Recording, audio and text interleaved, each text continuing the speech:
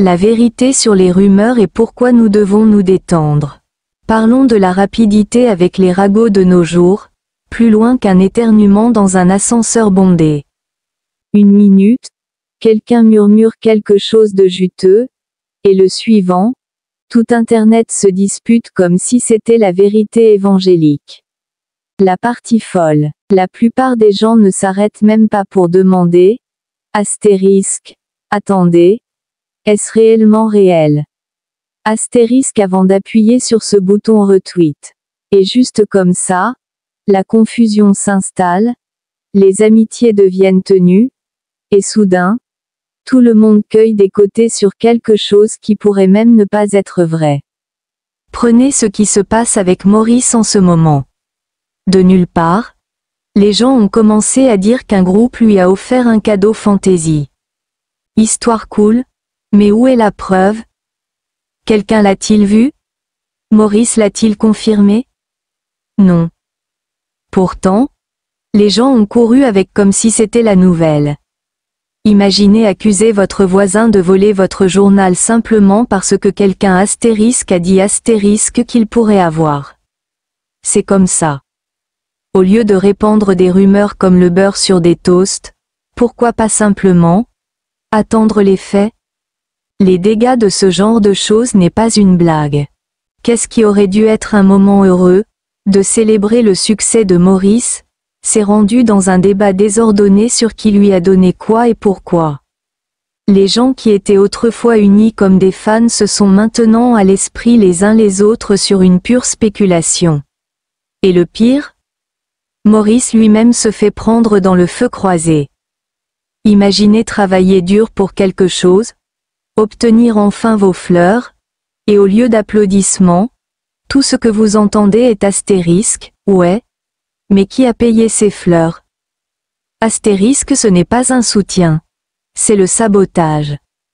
Voici la chose. Si une histoire est vraie, les reçus viendront. Les faits réels ne se cachent pas. Mais lorsque nous ignorons la vérification des faits et bondons directement aux conclusions, nous transformons de petites rumeurs en grandes accusations.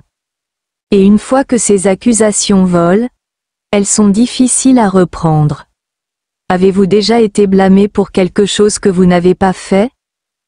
Ça pique? Non? Alors pourquoi faire ça à quelqu'un d'autre? Jusqu'à ce qu'il y ait une preuve solide, le mouvement le plus intelligent est de vous détendre. Restez neutre.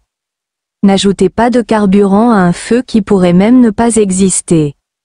Les vrais fans savent ce qui se passe. Au lieu de se faire entraîner dans le drame, ils se concentrent sur ce qui compte, de célébrer les victoires. Pensez-y, les médias sociaux peuvent être une fête ou un champ de bataille. Lequel préférez-vous être? La diffusion de l'amour et des encouragements ne coûte rien, mais cela signifie tout. Imaginez si chaque commentaire sous les messages de Maurice était du battage médiatique au lieu de soupçons. C'est le genre d'énergie qui soulève les gens au lieu de les démolir.